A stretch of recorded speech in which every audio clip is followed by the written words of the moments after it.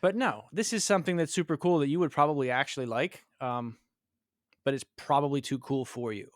So I'm not sure how to handle this dichotomy. Hmm. No, In I any event, there's understand. Yeah. books that are written about the SCP universe, and they're very creepy and end up giving people weird dreams. Ask me how I know. Again, I'm not sure if we're talking about AWS or not.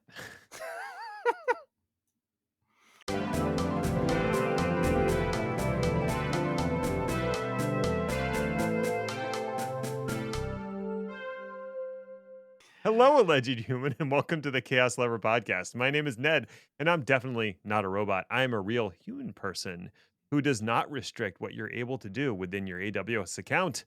That would be a strange thing for me to do as a human. Feels like something else could take care of that. Some three-letter thing.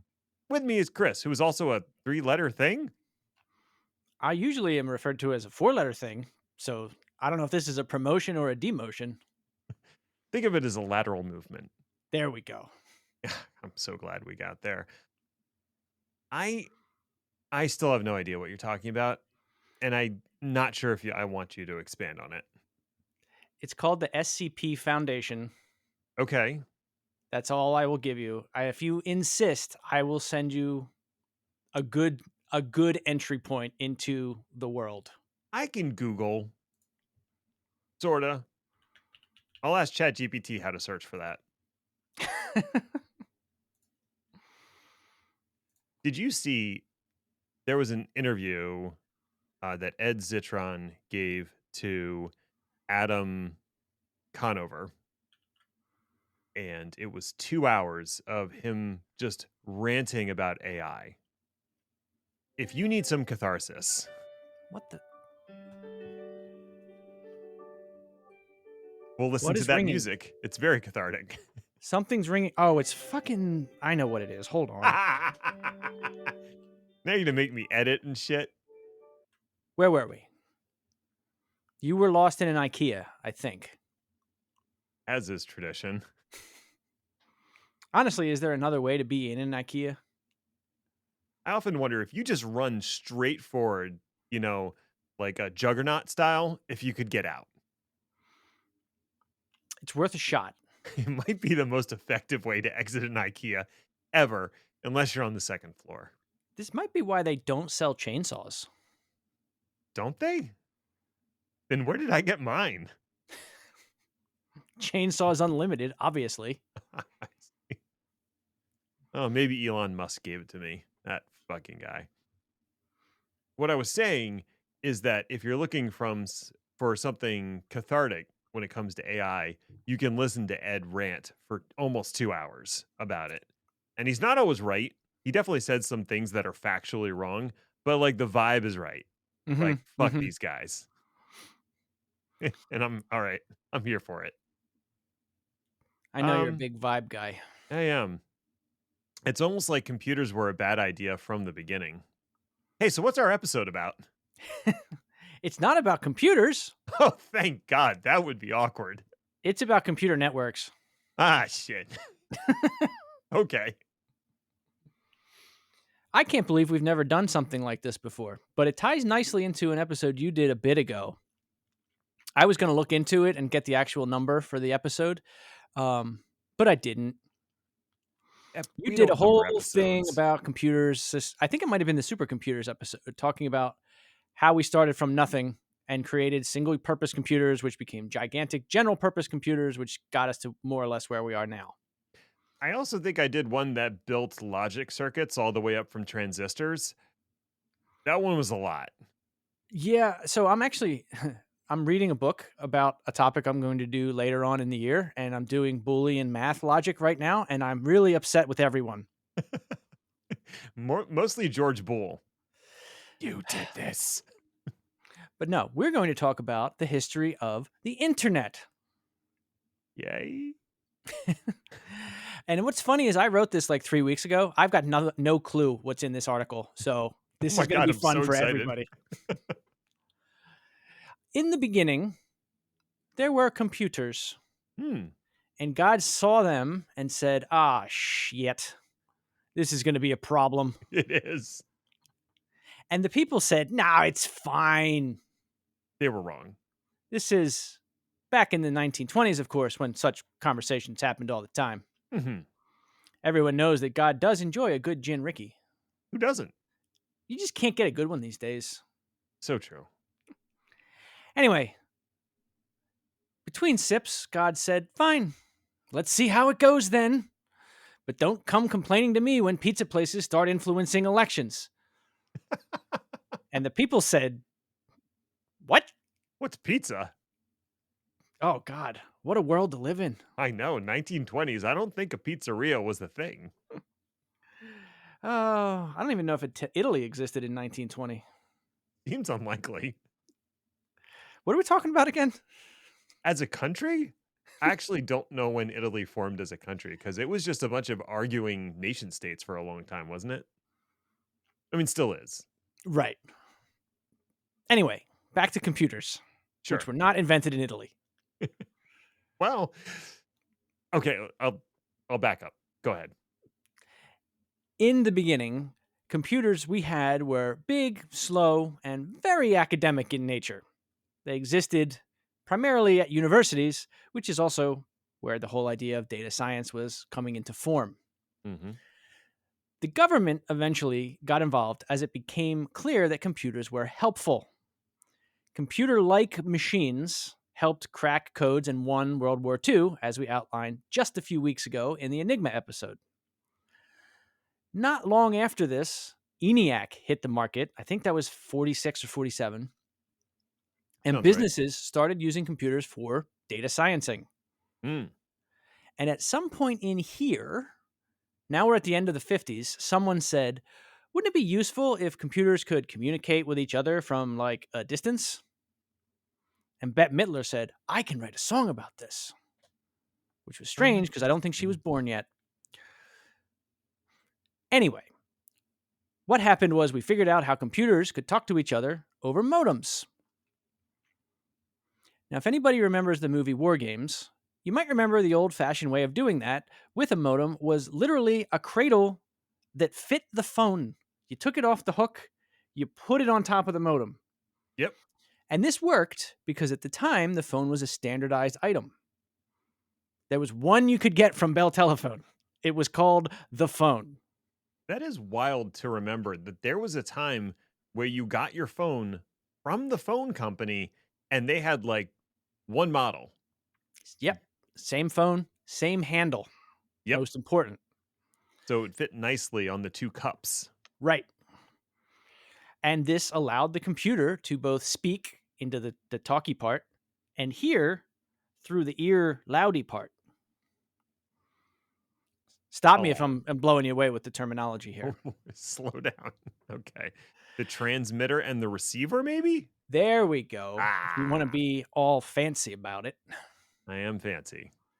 So the first one of these modems was invented in 1958 for the SAGE, which was short for Semi-Automatic Ground Environment Air Defense System. And there are Hmm. fun pictures of this on the internet. The computer has an ashtray, Okay. but modems, it was communication, which was great, but it was one-on-one communication. You had a phone, I'm sorry, you had a machine, you would plug it into the modem, punch in the number, hit the button, and assuming you're calling a computer that also has a modem, it would connect. Mm-hmm. As long as this worked, you had a rudimentary network connection across the phone lines that ran at a blistering 110 bits per second, Whoa. screaming down the wires. So much information. My rudimentary math on this puts that at about 13 baud. That's quite bawdy. Out. Eh? Eh? Out. Oh. All right. Now, obviously, modems got better over time, but the idea of connecting computers together started to spark people's imaginations. The idea started out in academia.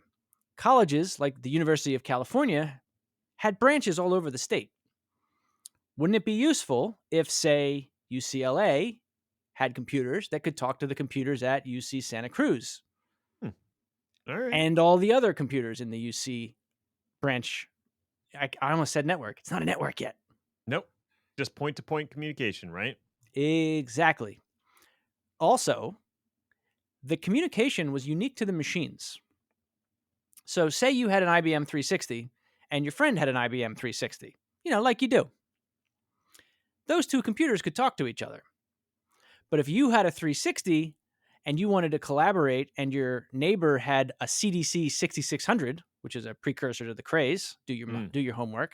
Um, we may have done a whole episode on that. They could not natively talk to each other. Of course not. Remember, super early. This kind of standardization had not occurred yet. Obviously, we're going to get there, so put a pin in that. Okay. The idea here was that the network could span larger scales of geography and connect a multitude of computers. And everyone was like, how do we do that? Now, here's part of the story that people probably do know about.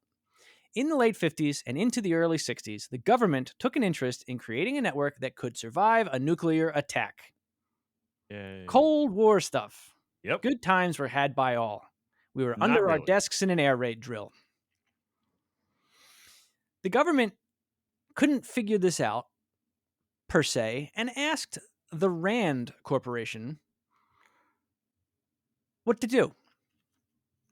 What is the best network to survive that kind of what if scenario? Mm-hmm. And RAND was already one of those companies that had a ton of defense experience and also computer experience. The team that tackled this question was led by one Paul Baran, a noted scientist and researcher, and I don't remember if I ever say his name again, because again, it's been many, many months. All right. After a lot of back and forth, the RAND recommendations came up with two fundamental ideas that still underpin the internet today. The first is what we will call a distributed network design. We're going to call it that because that's what it's called. And that's what it is. In order to understand what that actually means, though, we should look at the competing ideas. Because there were more than one at the time fighting for dominance. Mm-hmm. One, and the most simple one to understand, is a centralized network model. What that effectively means is you have a home base in the middle or central Mm. that has a line out to all the computers you want to connect in the network. So if node A wants to connect to node B, it still has to go through the home base, Right. even if it's right across the street from the other node. Doesn't matter. Does not matter. That's called a hub and spoke topology. Right. This is a problem that still comes up. Mm-hmm. This annoying, wild maneuver that the traffic has to do is called hairpinning or backhauling, Mm-hmm. depending on whether you're being nice about it or not. Often not. Having a home base node is good for one reason, and that is that all the traffic goes to the same place. And that means that if you have traffic analysis or access control or user management questions, it can all be done in one place. And everybody has no choice but to abide by those rules or they just won't get a connection. Also, and possibly more importantly to this conversation, you have a single point for routing. Right. You don't have to worry about how the packet or whatever gets from point A to point B because it's always going to go back to the hub, and the hub is what makes the determination of getting it to node B. Exactly.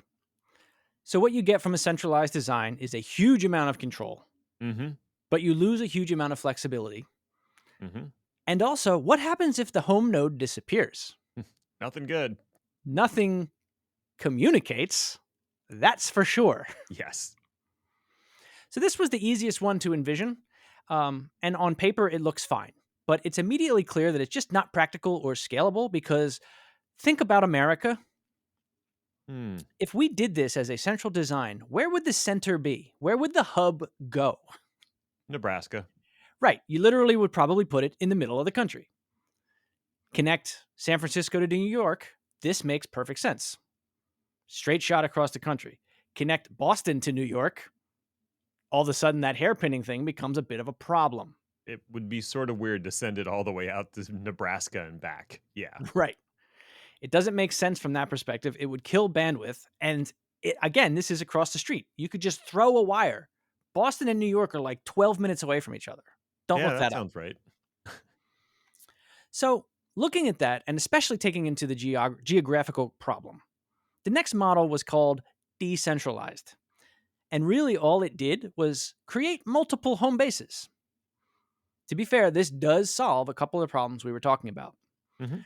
So, if in the centralized model, New York traffic goes all the way to Nebraska and then goes all the way back to Boston, and we agree that that's dumb. Mhm. Well, now we can solve that problem by having a much closer hub that is a home base subprime of its own, shall we say? Sure. Let's just call that New England. Mhm. And we'll put it in Vermont because all the cool things are in Vermont. And by that, I mean Ben and Jerry's ice cream. Mhm. So you have the idea of centralized control, centralized analysis, all that stuff we talked about. It's just now much more localized. And all of those home bases can report back to the main home base, right? Home Yep. base is administrative primarily, but it will still pass packets because you still have, like, for example, San Francisco to New York. That'll go through home base. It'll just pass through two local home nodes on its way. Right. So it makes it functionally a little bit easier. It makes it way more palatable to communicate within your geographical network. Mhm. But it doesn't solve the main problem that was asked. That is, what happens if a bomb hits home base? Well, now New York can talk to Boston. That's great. We're Yep. glad. Well, New York's probably not glad because who wants to talk to Boston? It's true. Yeah. But if you lose that central node, again, you lose connection to the whole country. Right. You still have Again, localized communication, but San Francisco can't or LA can't talk to New York. Orlando can't talk to anybody, which is probably for the best. right. Yeah. I've been saying for years that the best thing we could have done is donate Florida back to Cuba. I mean, it looks like you could just lop it off. Like no Yeah, problem. get one of those chainsaws from IKEA. Exactly. So both of those ideas, even though they do have merits, and in certain small scale designs, they are still a point of contention and conversation. Mhm. It didn't make sense for a countrywide problem. What Rand came up with instead was a fully distributed network. And what that meant, in short, is that wherever you can make a direct connection between nodes, you should make a direct connection between the nodes. Mm. Furthermore, the more connections that you have, the better. So now, imagine the United States with, say, 1,000 cities. I know is more, just hypothetically. Sure. Each local city, for example, New York to Boston, have a direct line to each other. And each one of those cities has a direct line to smaller, more local cities. And each one of those has multiple lines going out in other directions, all intended to pass local traffic as closely and quickly as possible. Mhm. What this does is allow you to pass traffic from New York to San Francisco, but now you have a million, jillion, billion, quadrillion different potential ways to do it. Right. So there's no single point of failure to disconnect all of the country. Right. And there's no concept of centralization at all. Mhm. For node based traffic, all nodes are created equal. Really, the only difference is the distance between the nodes and the amount of bandwidth that you have. That's Mhm. it.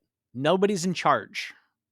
Right. There's no person who's saying all traffic from point A is going to follow this path to point B. The path now has to become dynamic and calculated on the fly depending on links and bandwidth and a bunch of other factors. And a bunch of networking gear talking to each other, Yes. constantly updating. And we're not going Mhm. to go too deep into this, but I do want to hit on one important point. The way that this works, the only way that it actually works and stays sustainable, because if you think about it, with no centralized control, node will pop up, will be connected to a different node will disappear. Such is life. How Mhm. do you handle that? The way that you handle that is you instruct all the network equipment to be able to say one simple thing. I don't have the information for node X. The last time I sent it to node Y. One path. That's all they care about. When you get to the next node, it goes to the next node from that same question. And you answer that same question over and over and over again. When it gets to an error, it'll try something else. This is Hmm. called self healing. because it screwed up the first time, it won't screw up the second time. Okay. The routing tables will be updated by these devices. And that is the whole point of a fully distributed network like this. Every node has ideally multiple paths to communicate with every other node. And because there are so many connections in a distributed network, the amount of damage that the network can take and still function is astonishing. Yeah. It is likely the only correct answer to the how do we solve for a nuclear bomb going off in America and still being able to communicate. This is one of those things that I found kind of mind blowing when I first started to understand it about the internet. And it's the fact that routing across the internet is non-deterministic. There is no centralized authority that is looking at all of the various paths and going, you go this way and you go that way. No, it's just a bunch of different network nodes exchanging routing information, and then magic happens. Right. Yeah, that's actually in the design document. Yeah, And then it's magic happens. RFC 1206, and then magic happens. And I made that up. Don't look it up, please. So that was one of the biggest things, aha moments, if you will. And the second thing that was decided upon is so much more boring, but just as obvious in retrospect. And we have to remember that. It sounds dumb when we talk about it now, but this is all 2020 hindsight stuff. Mm-hmm. Basically, point two from the RAND recommendations, we as an industry, meaning IT, have to standardize network communication stack. That's it. Right. The end. Yeah. Agreed. The biggest thing that RAND came up with was breaking the messages down into blocks that were standardized in size and were speaking a common language.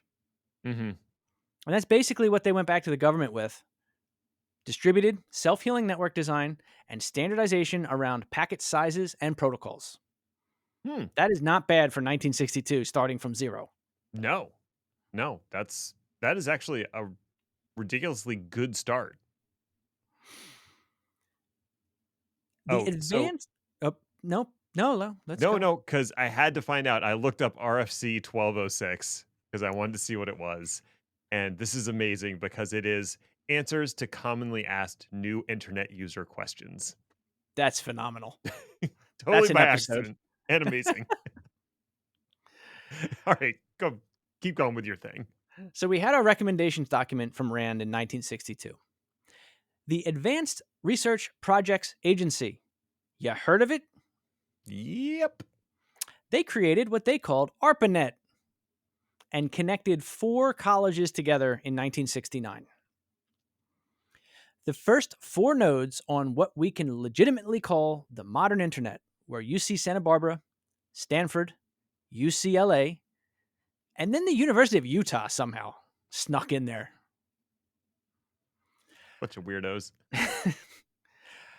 Something of interest, the devices that these schools were using were not all the same. Now, this is the problem I talked about earlier. There was a PDP 10, 2 different kinds of IBM computers, and then a Sigma 7, which is a Mhm. thing that I hadn't even heard of before. It sounds like, I don't know, it's like you get in trouble for that in the military. I got to go to the brig, man. I got hit up with a Sigma 7. Oh, I was gonna say it sounds more like an elite death squad. I'm part of Sigma 7.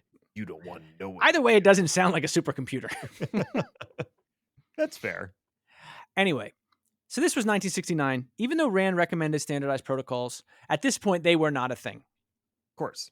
The difference between theory and reality. Mm-hmm. What we ended up with was the creation of an intermediary device called an IMP, or Interface Message Processor. The IMPs sat in front of the systems and handled the network communication. An IMP would be fluent in the same communication that all the other IMPs used, and each IMP was fluent in communicating with the computer it was connected to. Right.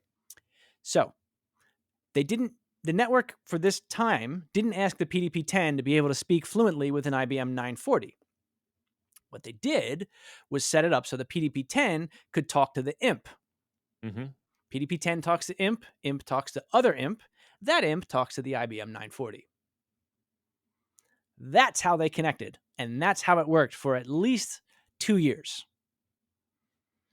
And things escalated from 4 computers quite fast. This is one Indeed. of those things I should have whited it out because I would have been really curious to hear your guesses. When ARPANET started, there were 4 hosts. 2 years later, there were 18. TCP and IP later happened. Modem technology evolved. Broadband happened. Yada, yada, yada. By the 1980s, there were 100,000 systems online, and eventually we had America online. Just remember, in the 1980s, the World Wide Web was not yet a thing. Yeah, Web browsers were not yet a thing. So the people who wanted to get online at this time really need to be serious about getting online. This is not a trivial affair where you got a disk in the mail and you plug the phone jack into the back of your computer. right. You really had to earn it. What's interesting is those imps eventually became the routers of today because eventually they designed imps that could interconnect multiple computers at the same site and then also be the connection point from a single site to other sites. Right.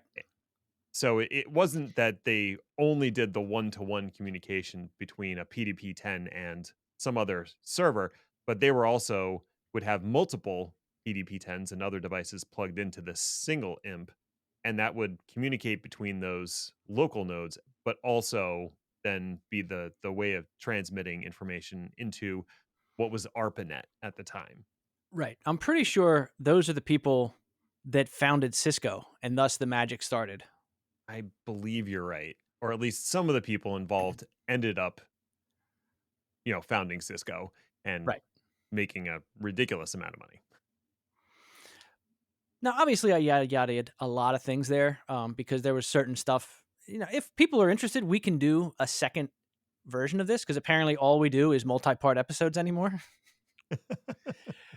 But things do start to get a little more complicated and a lot more people get involved, including names people probably have heard of.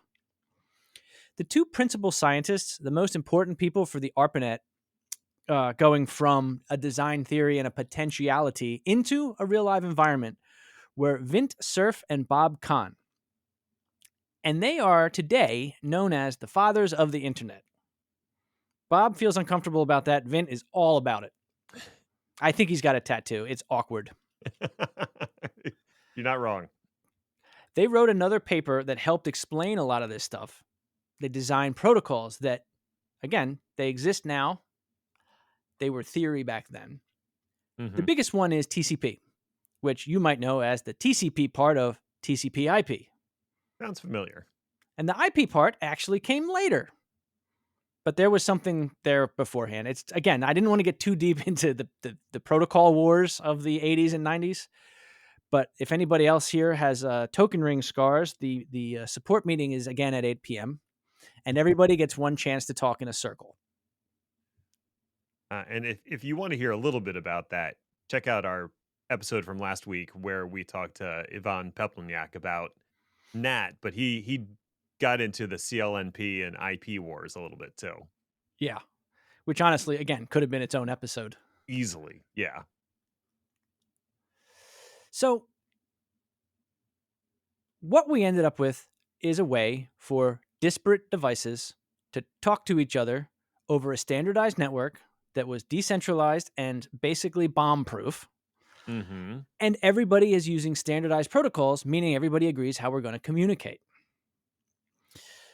The Sigma 7 could only talk to the Sigma 7 back in the day.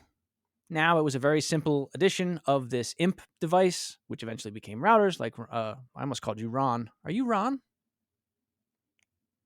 Maybe. Wouldn't you like to know?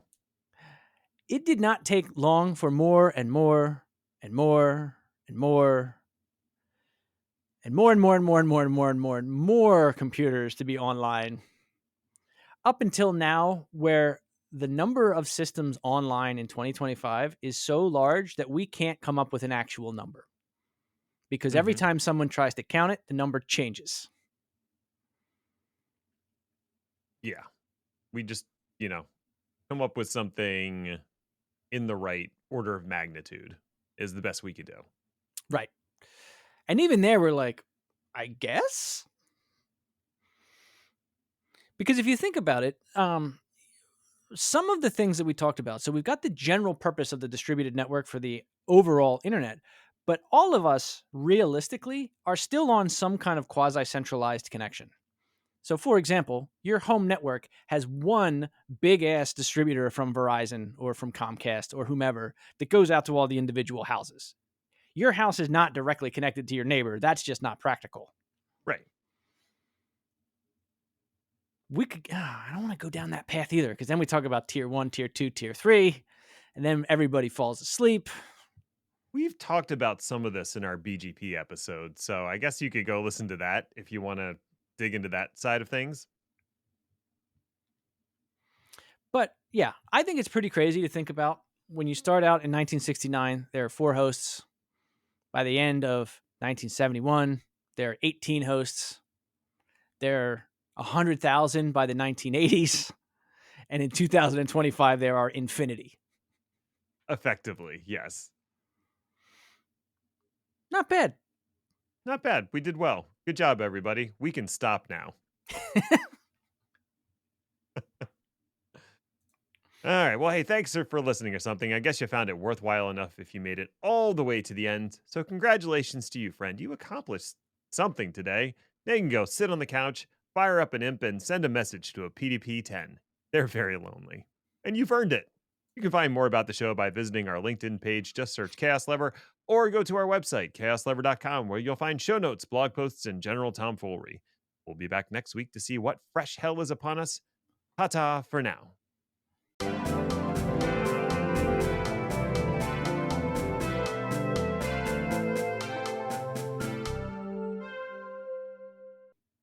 It's a SCP 3008. That's where you need to start.